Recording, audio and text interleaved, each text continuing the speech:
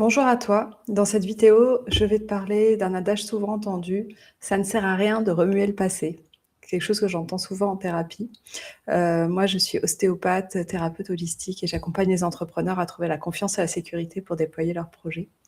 Dans cette vidéo, on va aller précisément regarder en quoi le passé peut être difficile à aller regarder en thérapie. Qu'est-ce qui fait, quels sont les blocages émotionnels et inconscients qui font qu'on va parfois éviter d'aller, regarder.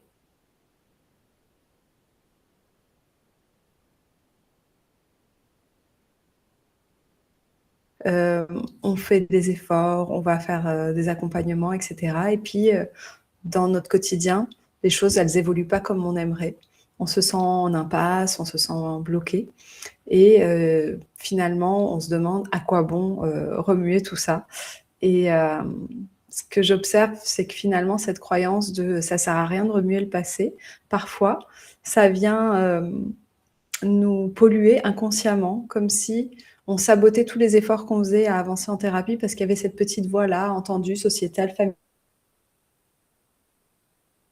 ça servira jamais vraiment à rien.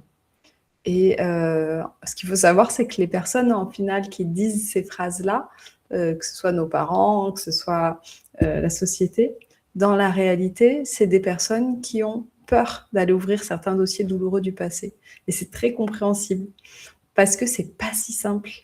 Et donc, la peur, en fait, derrière, c'est de pas pouvoir gérer les émotions qui sont là. Donc, c'est plus facile de garder les choses dans la boîte de Pandore que d'oser aller les regarder. Et donc, moi, le conseil que je peux donner à cet endroit-là, c'est mon expérience, en fait, de plus de 15 ans d'accompagnement, ostéothérapie, d'accompagnement psychocorporel, se rappeler, en fait, pour ceux qui ne le savent pas aussi clairement, à quel point le corps garde tout en mémoire. Moi, pour toucher le corps, j'ai accès systématiquement aux émotions, aux traumatismes qui sont engrammés dans le corps. Et donc, de pas vouloir regarder le passé, c'est faire l'impasse en fait d'un passage qui est profondément nécessaire. Parce que finalement, quand on a conscience de ça, on va se rendre compte qu'au quotidien, tout ce qu'on vit de difficile n'est que le miroir de choses du passé qu'on n'a pas encore digérées. Et la vie nous invite simplement, grâce à ces petits cadeaux mal emballés, à aller regarder justement ces mémoires-là qu'on a mis de côté. Donc, ça peut paraître difficile, mais la réalité, c'est que si on le fait dans l'ordre, c'est-à-dire on ne va pas tout fouiller n'importe comment, mais on part de ce qui se passe dans notre présent pour aller questionner notre passé, c'est vraiment le meilleur chemin pour être à l'écoute de ce qui est disponible et juste aujourd'hui. Si on le fait dans un cadre de sécurité, en ayant un accompagnement sur un suivi. Moi, je vois beaucoup de gens qui font des séances à la séance, mais finalement, ils ne posent jamais le cadre qui pose cette sécurité pour pouvoir plonger plus profondément. Et il y a toujours ce que j'explique, je vous mettrai la vidéo en description, cette idée d'avoir les justes ressources. Souvent, ce qui nous empêche d'y aller et ce qui fait qu'on garde actifs ces vieilles croyances qui n'ont plus lieu d'être de « ça sert à rien de remuer le passé », c'est justement parce qu'il nous manque des ressources. Et du coup, ça serait trop déstabilisant d'ouvrir certaines portes du passé.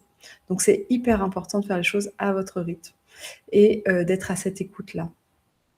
Et en même temps, je rejoins une idée quand même, j'aime bien dire tout et son contraire, c'est que fouiller pour fouiller, à un moment donné, en fait, on se retrouve dans une impasse. C'est le défaut, en fait, de la thérapie qui n'est que thérapie.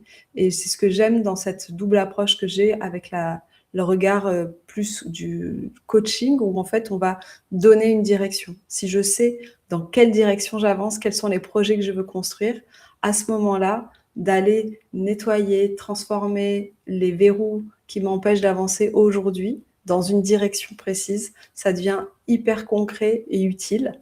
Tandis que lorsqu'on met l'intention uniquement sur le fait de guérir, on peut passer sa vie à guérir, à chercher toujours des nouveaux traumas, des nouvelles blessures, etc.